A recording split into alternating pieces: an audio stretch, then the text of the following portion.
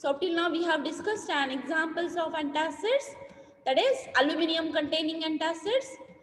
So we have discussed their mechanism of action. We have classified antacids into systemic antacids and non-systemic antacid.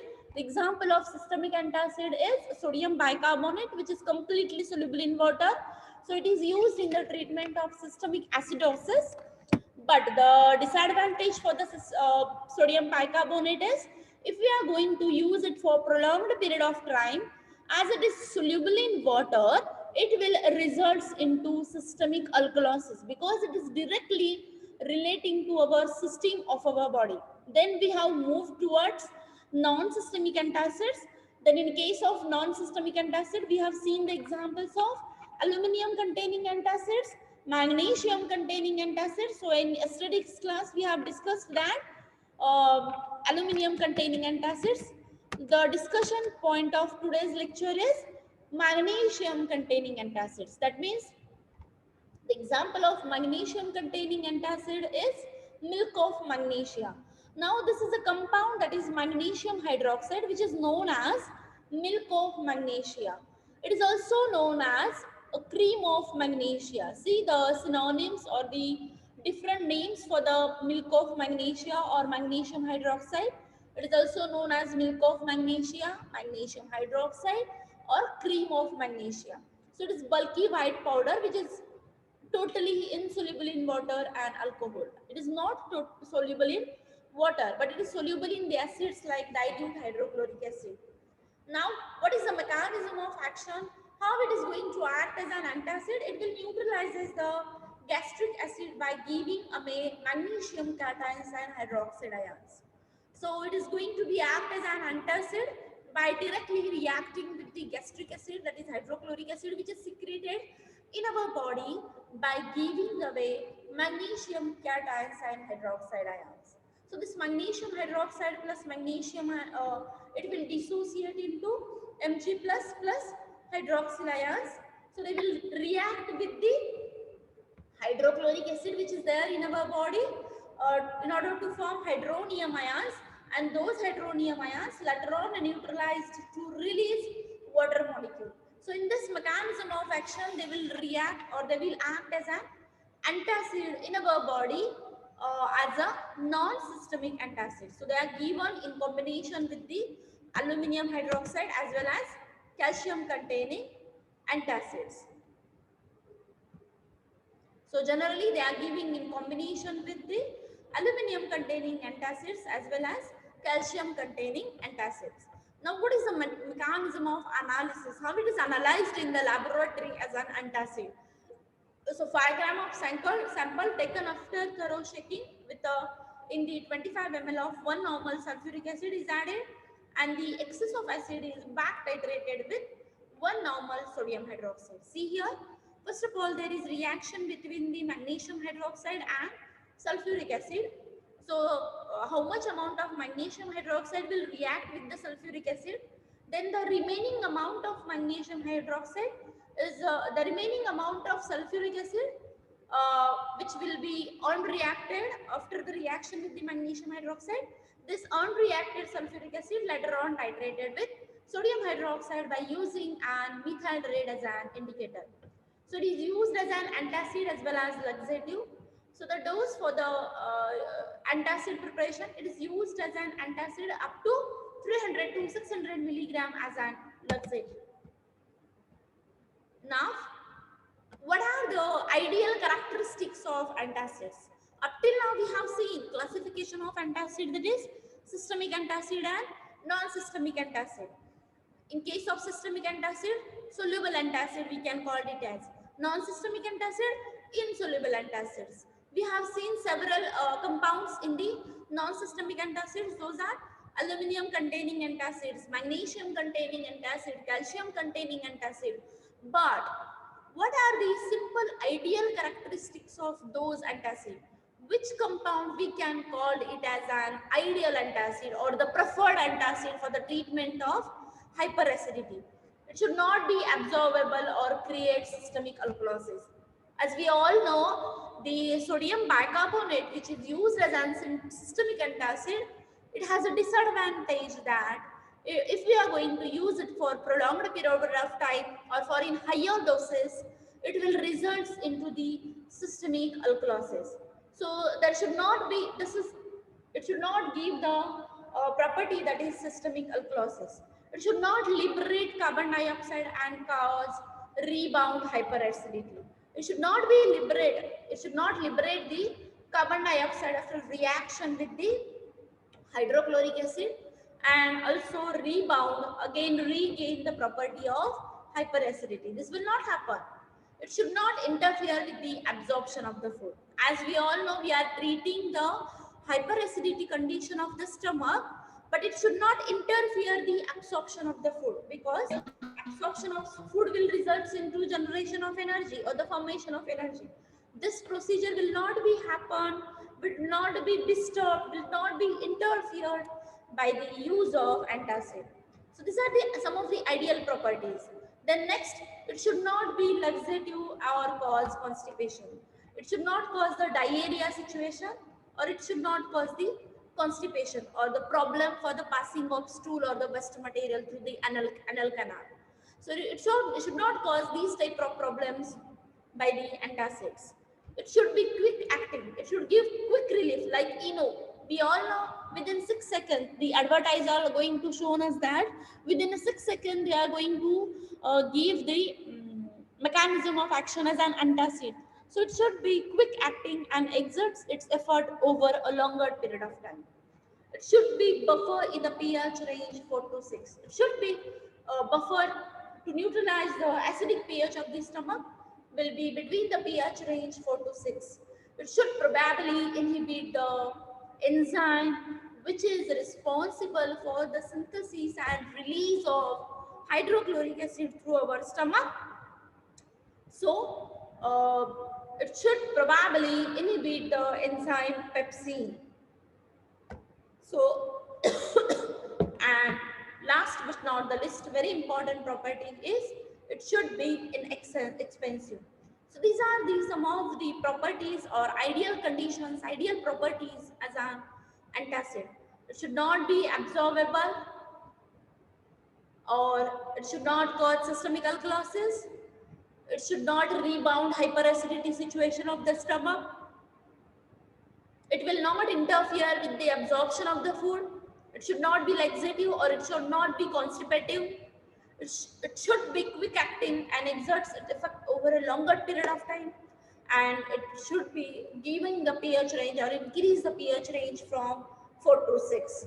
So these are some of the ideal properties. The compounds which will obey, which will pass these all ideal properties will be denoted as, or will be giving as an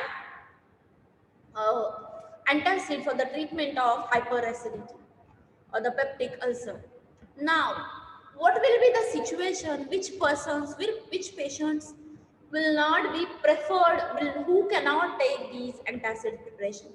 The woman which is there in the pregnancy situation will not be, or it is directed, should not give antacids to the person or the woman which is in the pregnant situation or in the pregnancy condition.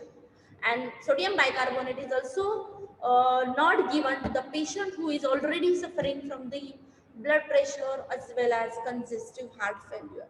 The reason behind that, sodium bicarbonate is a systemic alkalotic agent. It will alter the pH of the stomach, pH of the blood, everything. So it should be avoided in the pregnant women as well as in a person who is already suffering from high blood pressure and congestive heart failure.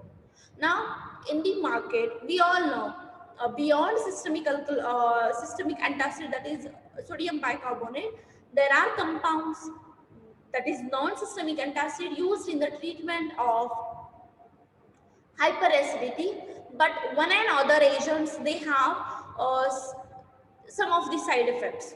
So nowadays the combination of antacid is preferred as a therapy for the antacid. So because of no single antacid meet all the criteria as an antacid, there are several compounds can be used as an antacid. So we are going to mix the aluminum containing antacid with magnesium containing antacids. We can mix the aluminum hydroxide gel with a magnesium trisilicate also. So these are some of the combination of compounds, that is aluminum containing antacid mixed with a magnesium containing antacid in order to avoid their side effects. So in this way, nowadays the attempt is made to overcome the side effects of one antacid by the combining with the mixture of another antacid. Now we are moving towards one more situation of the gastrointestinal tract, that is diarrhea. Now what is diarrhea? It is a situation when a person is going to pass fecal matter or the waste material, that is abnormal frequent passage or loose of stool, or abnormal passage of stool with increased frequency. So the person is continuously going for the excretion of the food through a fecal matter. It is frequently. So it is fluidity or weight or with the increased stool, water excretion. Diarrhea is a symptom, cannot be a disease. So this is one of the symptom of disturbance of gastrointestinal tract. So whenever there is a disturbance related to gastrointestinal tract, it will result into a condition that is frequently passing of the stools or frequently passing of the fecal matter or the waste material through the anus. So it is result due to impaired digestion. It is due to the digestion problem, absorption of the food, thereby increasing the bulk of intestinal tract. This increased bulk stimulate the peristalsis movement. If we are going to eat over amount of food material, as we have already yesterday discussed that overeating, if we are going to eat unrequired amount of the food material, it will stimulate the peristalsis movement through the intestinal, and it will result into the diarrhea situation. Basically, diarrhea is classified into two situations: acute diarrhea and chronic diarrhea. Now, a diarrhea is one of the symptom of disturbance of the gastrointestinal tract. So these are classified depending upon the severity of the diarrhea. ते symptom किती प्रमाणात त्या person मध्ये severity नुसार झालेला आहे, depending upon that it is classified as acute diarrhea and chronic diarrhea. Now, acute diarrhea caused by the bacterial toxins, chemical poisons, drug allergy, due to there may be a tissue damage for the GIT lining of the cell. So this will happen, they will disturb the peristalsis movement of the alimentary canal or the gastrointestinal tract. So it will result into the acute diarrhea. What is chronic diarrhea? If acute diarrhea, it will not be treated for more than 3 weeks. If you are not going to treat the acute diarrhea or a symptom of diarrhea for more than 3 weeks, then acute diarrhea will be results into chronic diarrhea. And it is associated with a recurring passage of diarrheal stools, fever, loss of appetite, nausea, vomiting. So these are some of the symptoms related to the chronic diarrhea if we are not going to treat the situation of acute diarrhea. So these are some of the compounds used in the treatment of diarrhea as a protectives and adsorbents. Now we all know diarrhea is a symptom in which there is frequently passing of the stools. It is also known as dysenteric situation. So when we are going to pass the stools frequently and more amount of the time, these are the agents used in the treatment of that situation. It is, the example is kaolin. So it is also known as heavy kaolin, which is purified natural hydrated aluminium silicate. It is also an aluminium containing compound, that is aluminium silicate, and hydrated aluminium silicate is known as kaolin. So it is occurs as a soft white and a yellowish powder or a clay-like paste. When it is moist with the water, it assumes as a darker color. Now, how how come it is used as a treatment of diarrhea? It will absorb the extra amount of fluid which is there in the stomach. By absorbing the water content and fluid content in the stomach, it will swell up. So this kaolin will absorb the extra amount of the fluid which is there in the stomach. That's why he is used in the treatment of diarrhea situation. Now, it is used as an adsorbent in the diarrhea which is caused by the agent capable of being absorbed due to the food poisoning. So, whenever there is food poisoning type of situation, that time the person is suffering from the diarrhea. So, what the kaolin is going to do? It is acting by the adsorbent mechanism. It is absorbing that poison material on the surface of itself, as well as he is going to absorb the excess amount of fluid which is there in the stomach and the gastrointestinal tract. That's why it is used in the treatment of chronic ulcerative colitis. So it is a severe infection of the colon, that is intestine. As a poultice dusting powder, it is used as a clarifying and decolorizing medium. So it is used in the treatment of diarrhea. Next category of compound which we are going to study in the gastrointestinal tract is cathartics. It is also known as saline cathartics. Now we have discussed the compound which is used in the treatment of diarrhea when there is frequent passage of stools. But there is a situation that persons are suffering from the constipation problem. They are unable to pass their stools regularly. That's why there is indigestion problem, as they have not excreted their waste material regularly. So it will result into the poisoning type of situation, hazardous situation. So these type of situation, if that person is unable to pass their stools regularly, the agents which are used in these treatment or this situation is known as cathartics. It is also known as purgatives. The agents that quicken and increase the evacuation from the bowel. Evacuation from the bowel means they are immediately removes the fecal matter from the bowel tract or gastrointestinal tract through the anal canal. So the cathartics are the compounds. They are divided into three main classes: laxatives, purgatives, and cathartic. Laxative is nothing but just softening of the stool. If the person is going to pass the stools like hard solids, so this laxatives will they are going to moisten that stool in order to give the relief from the pain during the passing of the stools. So this is laxative. Purgatives are beyond to the laxative. So they will increase the fluid content of the stool more as compared to the laxatives. And cathartics are the agents. They are simply convert the fecal matter into completely that is liquid type of medium. So they are classified into laxative, purgatives, and cathartics. Laxative is nothing but just softening of the stool in order to pass the stool easily without discomfort. Then purgative, beyond to the laxative, they again increase the fluid content of the stool. And cathartics is the last step in which if a person is suffering from any disease and he is on the bed for several days or several weeks or several months, so that time the person's giving that is cathartic so that they can pass their stools easily. So these are some of the classes of cathartics. Basically three are there: laxative, purgative, and cathartic. Laxative means just softening of the stool. त्याच्यापेक्षा जास्त असतं त्याला म्हणतात purgative, and cathartics beyond to the purgative.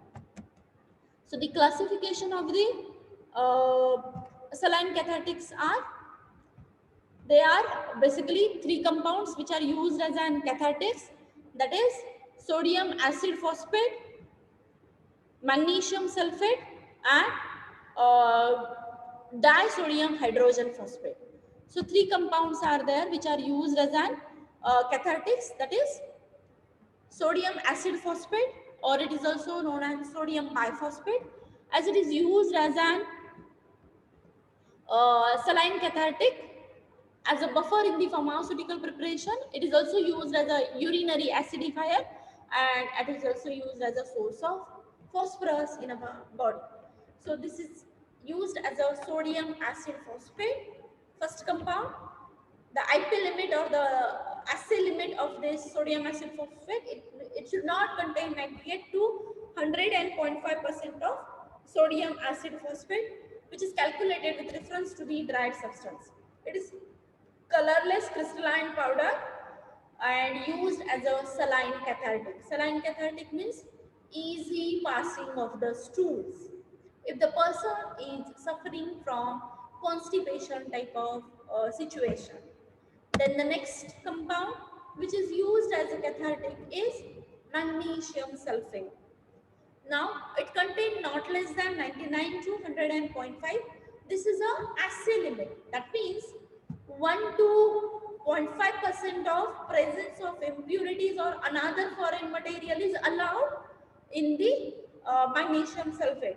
It is also colorless crystals which are going to dissolve in the water, but practically they are insoluble in alcohol, and it has cooling saline test. It is used as an osmotic laxative in the treatment of electrolyte deficiency. See, it is used as an osmotic laxative. Laxative means just softening of the stool. Then it is used in the treatment of electrolyte deficiency. It is also used in the bed dressing in the boils. That is, if a person is suffering from burn situation, so it is used in the treatment of wet dressing in the boils. It is also used in the treatment of cholecystitis. It is intestinal disorder, then seasickness, and it is also used in the treatment of hypertension. Then the last compound which is used as an cathartic is disodium hydrogen phosphate. It is also known as phosphor soda. It is colorless crystal or crystalline powder soluble in water and widely used as an cathartic in order to pass the stools regularly and easily without discomfort, without pain. It is orally used as an hypercalcemic, anti-hyperglycemic situation, and it is also used as a pharmaceutical used as an buffering agent. Now the last class of the compound or the last compound which is used as an cathartic is bentonite. Now what is bentonite actually? It is a name given to the particular clay. It is one of the clay which was originally found in the Fort Benton. So the name was given by that night in 1888 as this clay is found on the Fort Benton. So it is known as bentonite. So it is called as also telluride. So this clay consists mostly of Montmorillonite, the name of particular clay which was discovered in the Montmorillon, France. So what is the use of this bentonite? How it is going to act as a cathartic or the passing of the stool? This has negatively charged molecule. What is the mechanism of action of bentonite? That clay which is used as an cathartic. So this is going to have as an negatively charged molecules which give adsorptive properties. So this negatively charged molecules, they will give the adsorptive properties to that clay and make the medically useful. It has ability to pass through the intestinal tract the toxins which are positively charged. As this clay is basically negatively charged, this will attract the cations and toxin material which is positively charged. So it will bind with the positively charged cations as well as toxins, and they are going to form a complex so that they will pass the stools easily. When they are in contact with each other, they swap ions and bond together. So the toxic molecules, they are absorbed by this clay, and we can remove this toxin or poison from that person's stomach or from the gastrointestinal tract. So this is one of the treatment used in the case of poisoning type of situation, as it is absorbing positively charged particles of that toxin material. So this is some of the uses of bentonite. It is used as an cathartic due to its amazing absorption properties. It can remove the toxic metal and chemicals following radiation treatment. It is also promoting the health bacteria balance and detoxify the digestive system. So this clay is going to promote the healthy bacterial balance in our body.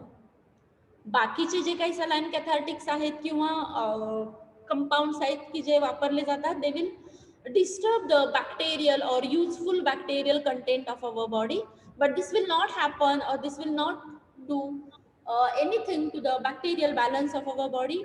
It also supports the liver detoxification. It is used in the treatment for the purification of the liver, used as an antidote in the mercury poisoning. Then it is helpful in removing the internal parasites from the digestive system. See, the small babies, they are suffering from the parasitical infections. So it is used in the treatment of internal parasites. That is, they are going to absorb these internal parasites and come out of the body. It is found to be active against these type of compounds. They are found to be active against free radicals, so they can be used as an antioxidant. It is also used as an colon cleansing, for the cleaning of the colon. It support in boosting immune system. As we all know, if we are going to balance our bacterial balance, acid base balance, and healthy situation of the gastrointestinal tract, so we can easily clean the colon, that is intestinal tract of our body. It supports in the boosting. So if we are going to do this everything in the gastrointestinal tract, we can boost the immune system of our body. And last but not the least, it is used as an pharmaceutical aid, as a binder, if chemically compatible with the other ingredients. So these are some of the uses of a bentonite, which is used in the treatment as an saline.